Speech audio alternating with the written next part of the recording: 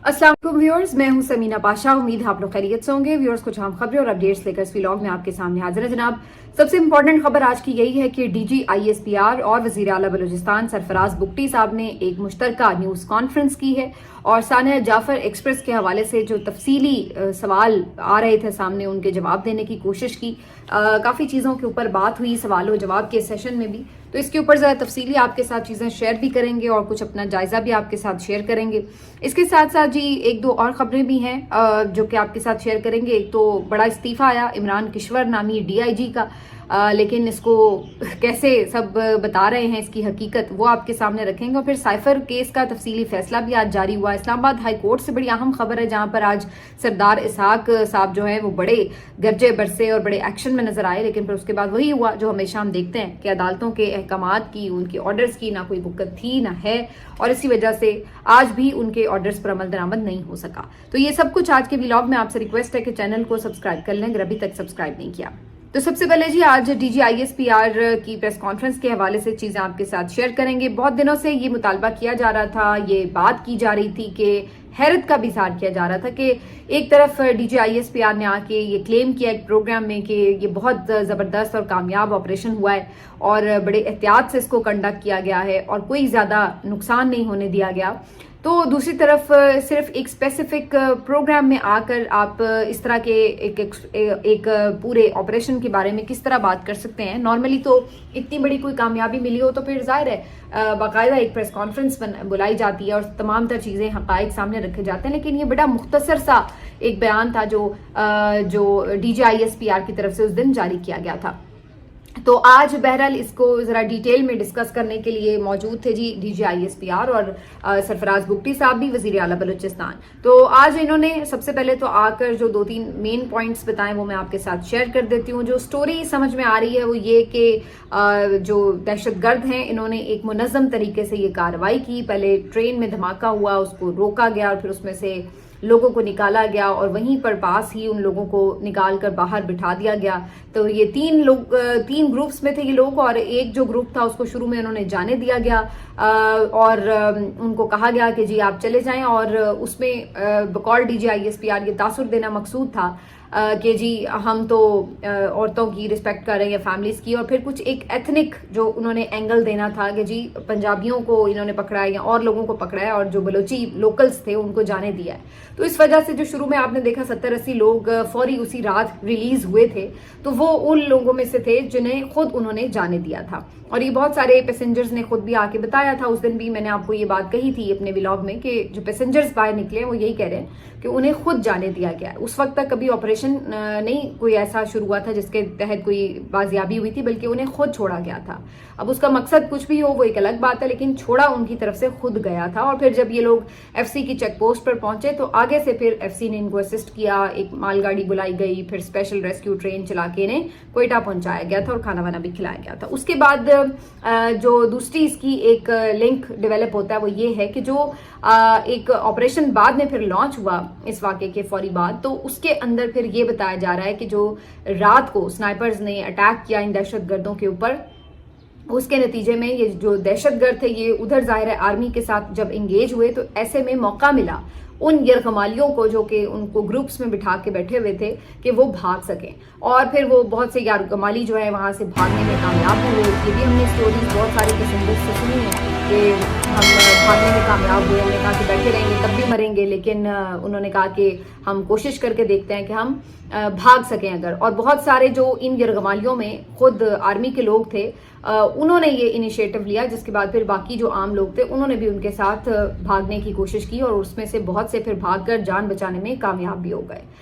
तीसरी जो बात है इम्पॉर्टेंट वो ये कहते हैं कि दौरान ऑपरेशन कोई यरगमाली नहीं मारा गया, और ये भी उन्होंने बताया कि हाँ कुछ शहादतें कंडक्ट करते हुए ऑपरेशन ज़रूर हुई हैं। जैसे ज़ाहिर दो तरफा अगर फायरिंग हो रही हो तो इधर से भी लोग जद में आते हैं, तो वो ज़रूर हुआ, लेकिन उस तरह से नहीं है कि आप ये कहें कि जी यरगमाली मारे गए। लेकिन इसके ऊपर कॉन्ट्राडिक्टरी स्टेटमेंट्स मौजूद हैं मुख्तलिफ जो लोग बाजियाब हुए उनकी, जो ये कहते हैं कि वहाँ पर उन्होंने हमारे सामने लोगों को गोलियां मारी हैं निकालने के बाद भी ट्रेन से, और 8-10 लोग वैसे ही मार रहे थे। तो यहाँ पर ये एक कॉन्ट्रडिक्शन जरूर नजर आती है उन लोगों में जो कि बाजियाब होकर आए और जो बता रहे थे, जबकि जाहिर है खुद विक्टिम्स भी थे और ऐनी शाहिद भी थे, जबकि DGISPR ने इस तरह के किसी वाक़े की कोई तस्दीक नहीं की है। फिर जो इसमें इम्पॉर्टेंट बात है वो ये कि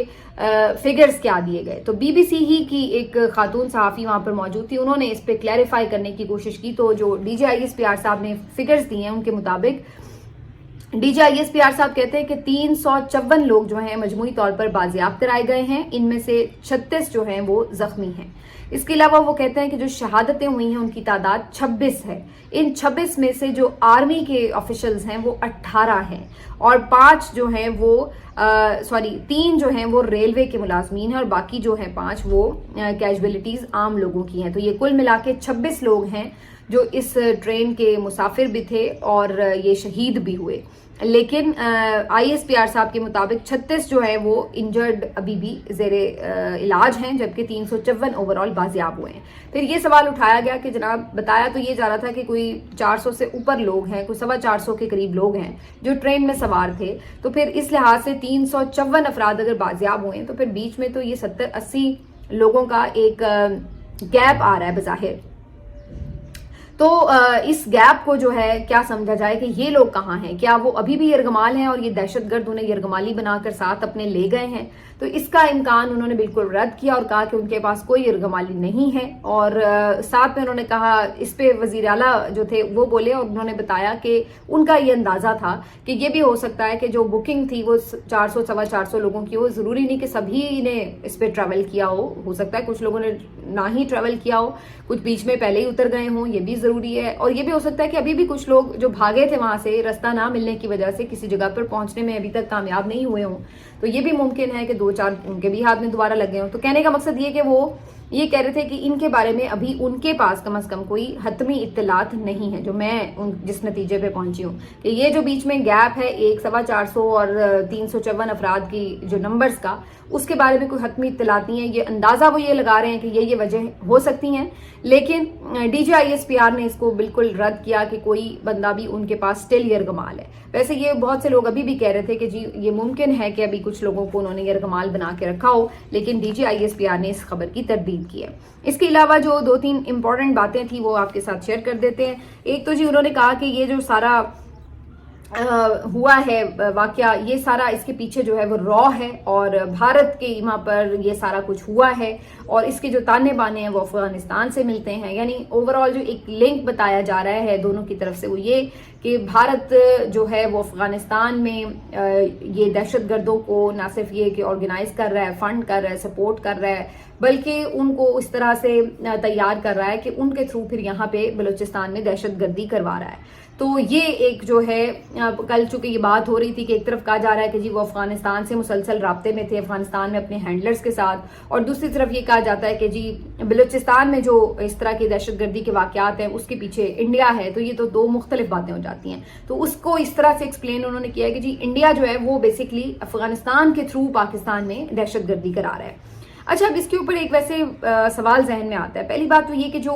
अशरफ गनी साहब की जब हुकूमत थी तो आप कह सकते हैं कि वो एक कठपुतली हुकूमत थी और जाहिर है वो कोई अफगान नुमाइंदा के तो नहीं थे और जाहिर सी बात है वहाँ पर उस वक्त जो भी आपकी इंटरनेशनल पावर्स थी वो सब ऑपरेट कर रही थी और उसमें इंडिया भी बहुत असर रसूख रखता था। तो अगर उस वक्त आप कहें कि इंडिया का बहुत असर रसूख था अफगानिस्तान पर तो ये बात गलत ना होगी। लेकिन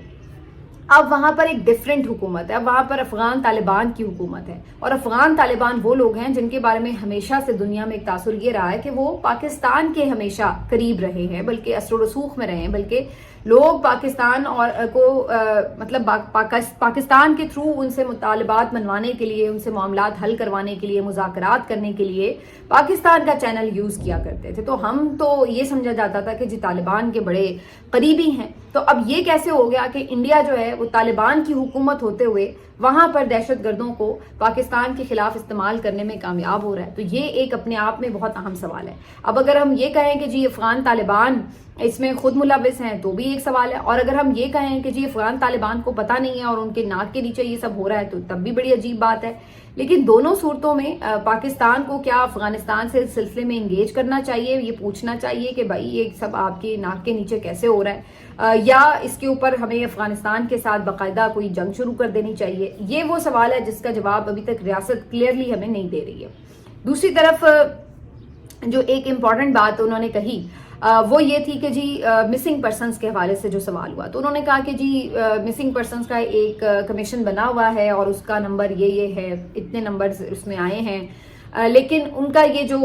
اس کے اوپر آفیشیل سٹانس تھا وہ یہ تھا کہ جو بلوچستان میں مسنگ پرسنس کا معاملہ ہے اس کو صرف پروپیگنڈے کے لیے یوز کیا جاتا ہے، اور وہ اس بارے میں بالکل بھی کوئی اعتراف کرتے ہوئے نظر نہیں آئے کہ ریاستی اداروں کی طرف سے کسی کو مسنگ پرسن بنایا جاتا ہے، بلکہ انہوں نے یہاں تک کہا کہ ہر ملک میں مسنگ پرسن ہوتے ہیں لیکن کسی اور ملک میں ایسا نہیں ہوتا کہ ریاستی اداروں کے اوپر ان مسنگ پرسنس کے پیچھے کوئی الزام تراشی کر دی جائے جیسے کہ پاکستان میں ہوتا ہے، تو الٹا وہ اس کے اوپر یعنی جو ایک نیریٹو ہے کہ جی ریاستی ادارے مسنگ پرسن کرتے ہیں لوگوں کو، وہ اس کے اگینسٹ نظر آئے۔ اب یہ ایک بڑی حیرت انگیز بات ہے، اس کو تو بائی کرنا میرے خیال ہے پاکستان میں کسی کے لیے بھی خاصا مشکل ہے، کیونکہ مسنگ پرسن ایک جینوئن ایشو ہے اور یہ کوئی اس طرح کی بات نہیں ہے کہ جس کو ہم کہیں کہ یہ صرف ایک خیالی الزام ہے جو لگایا جا رہا ہے۔ دوسری بات یہ کہ یہ کہا جا رہا ہے کہ جی یہ بھی انہوں نے ایکسپلین کیا کہ بہت سارے لوگ ایسے ہوتے ہیں جو مسنگ پرسن کسی مختلف وجوہات کی بنا پر بن جاتے ہیں، کہ جیسے اب بہت سے یہ جو خود ایون ملیٹنٹ بن گئے ہیں ان کو بھی یہ بھی ان میں سے بھی بہت سارے جو ہیں وہ مسنگ پرسنس کی فہرست میں ہو سکتے ہیں۔ اسی طرح سے بہت سارے ایسے لوگ بھی ہوتے ہیں جو ڈنکی لگا کر باہر کے ملکوں میں جاتے ہیں، لانچز میں ڈوب بھی جاتے ہیں، یہ وہ بھی مسنگ پرسن بن جاتے ہیں۔ بہت سے ایسے ہوتے ہیں جو روزگار کی تلاش میں بڑے شہروں میں، کراچی میں ادھر ادھر چل رہے ہوتے ہیں، کام کر رہے ہوتے ہیں اور وہ خدا نخواستہ کسی حادثاتی موت کا شکار ہو جاتے ہیں، وہ بھی مسنگ پرسنس بن جاتے ہیں، انہیں دفنا دیا جاتا ہے، پیاروں کو ان کے پتہ ہی نہیں ہوتا کہ وہ کدھر ہیں اور کیسے ان کی موت ہو گئی ہے یا نہیں ہوئی، تو وہ تو ایک مسنگ پرسن کیس بن جاتے ہیں۔ تو انہوں نے بیسکلی بتایا کہ مسنگ پرسن کی بہت ساری وجوہات ہو سکتی ہیں، لیکن یہ انہوں نے نہیں کہا کہ ہاں جی ہم کسی کو مسنگ پرسن بناتے ہیں، بلکہ انہوں نے یہی ایکسپلین کیا کہ ڈفرینٹ وجوہات کیا ہو سکتی ہیں۔ لیکن اب اس پہ یہ سوال یہ کہ جب تک بلوچستان کی حد تک یہ ہمیں بتایا جاتا تھا، یہ کہا جاتا تھا، تو بہت سے لوگ سمجھ بھی لیتے تھے کہ بعد میں وزن ہو سکتا ہے، لیکن اب تو جو ہم نے اپنے پچھلے 2-2.5 سالوں میں اپنی آنکھوں سے بڑے شہروں میں ہوتا ہوا دیکھا ہے، تو اس کے بعد کسی کو اس بات میں یقین کرنا خاصا مشکل ہو جائے گا، کیونکہ یہ عمران ریاض جو تھے یہ کسی کراچی شہر میں روزگار کے لیے تو نہیں گئے ہوئے تھے، نہ یہ کسی لانچ میں 5 مہینے بیٹھے ہوئے تھے، اور وہ تو خود باہر نکل کے بتا رہے ہیں کہ وہ کس کے پاس تھے۔ اسی طرح سے بے تحاشا بے شمار نام ہیں جو بتائے جا سکتے ہیں کہ یہ کیسے مسنگ پرسن ہو رہے تھے اور یہ کس طرح کتنی دیر کن لوگوں کے پاس تھے۔ اوریا مقبول جان صاحب ہیں، انتظار پنجوتا صاحب ہیں، اویس یونس صاحب ہیں، عثمان ڈار صاحب ہیں، شیخ رشید صاحب ہیں، جتنے لوگ جنہوں نے آ کے پھر بعد میں پریس کانفرنسز کی، بہت سارے ایسے لوگ جو مسنگ پرسن ہوئے اور پھر بعد میں وہ صداقت عباسی صاحب ہیں، تو نہ جانے پی ٹی آئی کے کتنے لیڈرز ہیں، پھر پی ٹی آئی کے کتنے ورکرز ہیں جو ابھی تک بھی مسنگ پرسنز ہیں، اظہر مشوانی صاحب ہیں، ان کے 3 بھائی ہیں، ان کے والد ہیں، پتہ نہیں کون کون ہے، مطلب میں تو اتنی جلدی نام بھی نہیں سب کے کاؤنٹ کر سکتی کہ کون کون ہے۔ تو کیا یہ لوگ کہیں کراچی میں روزگار پہ نکلے ہوئے تھے، یا یہ کوئی لانچ میں بیٹھے ہوئے تھے، یا پھر یہ کوئی جو آپ بتا رہے ہیں کہ یہ کوئی تربیت لینے کسی کیمپ میں گئے ہوئے تھے، مطلب یہ لوگ کس طرح مسنگ پرسنز تھے؟ اس کا سوال کا جواب تو دیجئے نا پھر آئی ایس پی آر صاحب آپ، کہ یہ تو کسی اور طرف اشارہ کر رہے ہیں، یہ تو کچھ اور بتا رہے ہیں، تو ان کا کیوں جواب نہیں ملا کہ یہ لوگ کہاں چلے گئے تھے اور کیوں چلے گئے تھے؟ تو یہ جو بیانیہ ہے بہرحال یہ اتنی شاید آسانی سے ہضم نہیں ہوگا لوگوں کے لیے، لیکن بہرحال یہ ان کا جواب تھا اس کے اوپر۔ اور پھر اس کے علاوہ جو انٹیلیجنس فیلئر کا سوال تھا یہ بڑا امپورٹنٹ تھا، یہ بھی سوال کیا گیا کہ جو واقعہ ہوا ہے یہ تو آپ بتا رہے ہیں کہ جی اچھے طریقے سے بعد میں آپریشن کے تھرو اس کو کلیئر کر لیا گیا، لیکن یہ ہوا ہی کیوں؟ کیا اس کو انٹیلیجنس فیلئر نہیں کہا جائے گا؟ تو اس پہ بھی انہوں نے کہا کہ جی اس کو وہ انٹیلیجنس فیلئر نہیں کہیں گے، اس لیے کیونکہ جی بہت سارے ایسے واقعات ہوتے ہیں کہ جو ہونے سے ہم روک بھی دیتے ہیں، تو جہاں ہمارے ہوتے ہوئے ایک کوئی واقعہ ہو گیا تو وہیں بہت سارے ایسے واقعات بھی تو ہے نا جو نہیں ہونے دیے گئے، تو یہ ان کا اس کے اوپر جواب تھا۔ اور پتہ نہیں، ویسے مجھے تو اس سے کوئی اتنی سیٹسفیکشن اس لیے نہیں ملی کہ یہ تو ایسی ہی بات ہوگی کہ جیسے ہم کہیں کہ بھئی میری 4 خبریں ٹھیک بھی ہو گئی ہیں تو 2 فیک نیوز بھی ہیں، تو پھر میرے اوپر بھی فیک نیوز کے اوپر کارروائی نہ ہو، مجھے کیوں پھر فیک نیوز پہ کارروائی کی جائے؟ میں کہہ دوں گی کہ بھئی میری 4 ٹھیک بھی تو ہوئی تھی خبریں۔ تو اسی طرح پھر کوئی جج صاحب ہے وہ بھی یہ پھر بتا سکتے ہیں کہ بھئی میرے 4 ڈیسیجن ٹھیک تھے، تو اگر 4 غلط بھی ہو گئے تو پھر کیا ہوا، صحیح بھی تو ہے۔ تو یہ تو کام ہے آپ کا جو کہ آپ کو، یعنی ظاہر ہے آپ یہ کہہ سکتے ہیں کہ جس کو آپ کی کارکردگی کو اس پہ ہی ماپا جائے گا کہ کتنے آپریشن روکے گا، اس پہ نہیں کہ کتنے نہیں ہو سکے. تو یہ جو چیز ہے اس کو تھوڑا سا میرا نہیں خیال ہے کہ یہ کوئی سیٹسفیکٹری آنسر ہے کہ جی دیکھیے یہ ایک بہت بڑی کاروائی تھی، کوئی چھوٹی موٹی کاروائی نہیں تھی کہ کسی ایک نے کسی دوسرے کے اوپر اٹیک کر دیا اور چلو پتہ نہیں چلا. یہ ایک بہت بڑا منظم حملہ تھا، اور جس طرح سے خود D G I S P R صاحب نے بتایا کہ یہ تو ایک پورے انٹرنیشنلی لنکڈ نیٹ ورک کے ذریعے کاروائی ہوئی ہے، تو پھر کیوں اس کو انٹرسیپٹ نہیں کیا جا سکا. اس پر ان کا یہ کہنا تھا کہ جی یہ تو اطلاعات تھی کہ یہاں پہ کوئی کاروائی ہو سکتی ہے سبی کے آس پاس، لیکن ایگزیکٹلی ٹرین کو نشانہ بنایا جائے گا یہ کوئی خاص انفارمیشن نہیں تھی. تو یہ اس کے اوپر ان کا جواب تھا. لیکن اس پہ جو ایک بات بگٹی صاحب نے کی وہ بڑی حیران کن تھی. وہ یہ کہہ رہے تھے کہ جناب اگر کسی کو روزگار نہیں ملتا، اگر کوئی تعلیم حاصل نہیں کر سکا، اگر کوئی صحت کی سہولتیں نہیں ملتی، روڈ نہیں بن سکے، اگر آپ پسماندہ علاقے میں ہیں، آپ کو حقوق نہیں مل رہے، تو اس کا مطلب یہ تو نہیں ہے کہ آپ پہاڑوں پر چڑھ جائیں گے، دہشت گردی کرنا شروع کر دیں گے یا ہتھیار اٹھا لیں گے. ہتھیار اٹھانے کا یا طاقت کا استعمال کرنے کا آپشن تو صرف ریاست کا ہے. اب یہ ایک دفعہ پہلے بھی انہوں نے بات کی تھی کہ وائلنس صرف ریاست کر سکتی ہے. نہیں جناب، وائلنس نہیں کر سکتی ریاست. ریاست صرف یہ ضرور کرتی ہے کہ جو وائلنس کر رہا ہو اس کو روک سکتی ہے، روکتی ہے. اور ریاست یہ بھی اس کے پاس پاور یہ ضرور ہوتی ہے کہ اس نے کوئی اگر حملہ آور ہوتا ہے اس کو روکنا ہے. لیکن یہ نہیں ہے کہ آپ یہ کہیں کہ جی آپ صحیح یا غلط جیسے مرضی پاور کا استعمال کر سکیں. ریاست کے پاس بھی پاور استعمال کرنے کے لیے حدود و قیود متعین ہیں. ایسا نہیں ہے کہ ریاست کے پاس ایک اندھی پاور ہے جس کو جیسے مرضی وہ استعمال کرتا رہے اور کوئی پوچھ بھی نہیں سکے، اور آپ یہ کہیں گے جی یہ تو اس کا اختیار ہے، وہ جیسے مرضی پاور کا استعمال کرے. ایسا نہیں ہے. حدود و قیود ہیں اور اسی کے اندر رہ کے ہی ریاست پاور کا استعمال کر سکتی ہے. تو پہلے تو اپنا یہ دماغ تھوڑا سا کلیئر کرنا چاہیے میرے خیال سے بگٹی صاحب کو. دوسری جو یہ بات ہے یہ بھی بڑی اہمکانہ ہے کہ جی ہم آپ کو کچھ دے نہ دیں، آپ تو ہمارے آگے کچھ کھڑے نہیں ہو سکتے، آپ اپنے حق کی جدوجہد نہیں کر سکتے. اور پھر مثالیں دے رہی کہ بہت ساروں نے جو ہے وہ پرامن جدوجہد کی. ہم بھی پرامن جدوجہد کے حامی ہیں اور کوئی جسٹیفیکیشن ہی نہیں ہو سکتی دہشت گردی کی، اس میں کوئی دو رائے نہیں ہے. لیکن ایز وزیر اعلیٰ یہ بات کوئی مناسب نہیں لگتی کہ آپ یہ کہیں کہ جی نہیں ہے تو نہیں ہے. آپ کو اس بات کو انشور کرنا ہے کہ آپ کے صوبے میں تمام لوگوں کو تمام حقوق دستیاب ہوں. یہ کوئی جواز ہی نہیں ہے کہ جی ہم یہ کہیں کہ جی اگر کسی کو حق نہیں ملا تو وہ آگے سے لوگوں کو بے گناہ لوگوں کو مارنا شروع کر دے گا یا وہ لوگوں کو پکڑ کے یرغمال بنانا شروع کر دے گا. یہ تو کوئی جسٹیفیکیشن ہے ہی نہیں، اس کو تو کوئی سپورٹ کر ہی نہیں سکتا. کوئی بھی اس طرح کی مذموم اور بزدلانہ کارروائی کو سپورٹ نہیں کر سکتا کہ جس میں آپ نے ہتے لوگوں کو اس طریقے سے شہید کر دیں جن کا کوئی لینا دینا نہیں، وہ تھوڑی نا آپ کے قصوروار تھے. تو یہ تو اس کو تو کوئی نہیں سپورٹ کر سکتا. لیکن بحیثیت وزیر اعلیٰ آپ یہ نہیں دوسروں کو عوام کو کہہ سکتے کہ آپ کو نہیں ملیں گے حقوق تو کوئی بات نہیں بھائی آپ برداشت کریں. تو یہ ایک بات سننے میں کافی عجیب لگتی ہے. بہرحال خبریں تو آج اور بھی تھیں لیکن اب وقت زیادہ ہو رہا ہے تو صرف اسلام آباد ہائی کورٹ کی اہم خبر آپ کے ساتھ شیئر کر لیتے ہیں. آج اسلام آباد ہائی کورٹ میں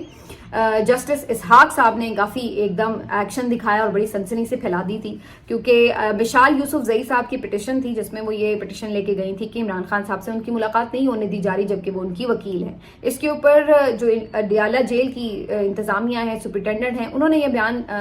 روبرو دیا عدالت کے کہ جناب یہ تو عمران خان کی وکیل ہے ہی نہیں اور عمران خان نے خود انہیں بتا دیا ہوا ہے کہ یہ میری وکیل نہیں ہے تو ان سے ملاقات کی کوئی ضرورت نہیں ہے. تو اس کے اوپر انہوں نے جج صاحب نے کہا کہ بھئی ہمیں کیسے یقین آئے کہ آپ کو انہوں نے ایسا کہا ہے، آپ عمران خان کا کوئی سٹیٹمنٹ ایسا دکھا دیں. پھر انہوں نے اس کے اوپر کہا کہ جی آپ عمران خان کو پھر یا تو مشال یوسف زئی کیا ملاقات کروا دیں اور یا پھر آپ عمران خان کو ویڈیو لنک پر پیش کر دیں 2 بجے اور وہ خود اگر بتا دیتے ہیں کہ جی واقعی وہ ان کی نہیں وکیل ہیں تو پھر ٹھیک ہے، کیس ڈسمس ہو جائے گا. پھر اس بات کے اوپر مصیبت بن گئی کہ جی اب ویڈیو لنک پہ کیسے پیش کریں اور پھر ساتھ ہی جسٹس صاحب نے یہ بھی کہہ دیا کہ 2 بجے کیا تو ویڈیو لنک پہ پیش کریں یا پھر 3 بجے فزیکلی لے کر پہنچیں. اب یہ ایک دم دوڑیں لگ گئی اور بڑی سنسنی پھیل رہی تھی لیکن میں بالکل بھی ایکسائٹیڈ نہیں ہوئی کیونکہ بلکہ میں اتنا بہت سارے شاید زیادہ تر لوگ ایکسائٹیڈ نہیں ہوئے کیونکہ سب کو پتا تھا کہ عدالت کی اس حکم کی کوئی رتی برابر بھی اوقات نہیں ہوگی اور ان کو لا کے بتایا جائے گا کہ یہ دونوں کام نہیں ہوں گے اور ایسا ہی ہوا. بعد میں ڈیالہ جیل کے سپرنٹینڈنٹ پہنچے اور کہا جی وہی گھسا پٹا گھٹیا قسم کا ایکسکیوز کہ جناب وہ انٹرنیٹ کنیکشن نہیں ہے صحیح اور لنک ڈاؤن ہے، اس کی وجہ سے ویڈیو لنک پہ نہیں پیش کر سکتے اور سیکیورٹی تھریٹ ہے اس وجہ سے فزیکلی بھی پیش نہیں کر سکتے، میری ابھی آئی جی سے بات ہوئی ہے، بلا بلا بلا، وہی جھوٹ کی جو ایک پلندہ انہوں نے ہمیشہ بولنا ہوتا ہے وہ انہوں نے آ کے بول دیا۔ اس کے بعد جسٹس صاحب بس چپ کر کے بیٹھ گئے، انہیں پتہ لگ گیا کہ یہی ان کے آرڈر کے ساتھ ہونا تھا، اور یہ انہوں نے پھر کہا بھی کورٹ میں کہ ہمارے آرڈرز پہ عمل نہیں ہوتا۔ انہوں نے مشال یوسف صحیح نہیں کہا کہ ہمیں انصاف نہیں ملتا، تو آگے سے جج صاحب نے کہا کہ ہمیں بھی نہیں ملتا۔ اندازہ لگائیے آپ، یہ اسلام آباد ہائی کورٹ کے جج ہیں جو اپنی بے بسی کا اس طرح سے اظہار کریں، یہاں آپ کا نظام انصاف پہنچ چکا ہے۔ بہرحال اب آخر میں انہوں نے اس مسئلے کا صرف یہ ایک حل نکالا کہ اپنی جو لا کلرک آفیسر ہیں سکینہ بانو، ان کو یہ ٹاسک دیا ہے، ایک کمیشن سمجھ لیں ان کا بنا دیا ہے کہ جی آپ کل دن کے وقت جائیں اور جا کے عمران خان سے ملاقات کریں اور ان سے جا کے اس بارے میں سوال پوچھائیں کہ جی کیا مشال یوسف زئی صاحبہ آپ کی وکیل ہیں یا نہیں ہیں، وکالت نامے پہ دستخط ہوئے ہوئے ہیں یا نہیں ہوئے ہوئے، اور کیا آپ کی ان سے ملاقات ہوتی ہے یا نہیں ہوتی ہے باقی لوگوں سے۔ تو اس کے اوپر جو ہے وہ جو سکینہ بانو صاحبہ ہیں کل ان کو بھیج دیا جائے گا۔ بڑی مہربانی ہوگی، بڑا دریا دلی کا مظاہرہ کریں گے اگر اڈیالہ جیل کے سپرنٹینڈنٹ انہیں بھی ملوا دیں گے ورنہ اگر انہیں بھی نہ ملوائیں تو کوئی ایسی پریشانی کی بات نہیں ہے، عدالت کیا بگاڑ سکتی ہے آپ کا۔ تو یہ اس وقت تو صورتحال ہے۔ بہرحال جی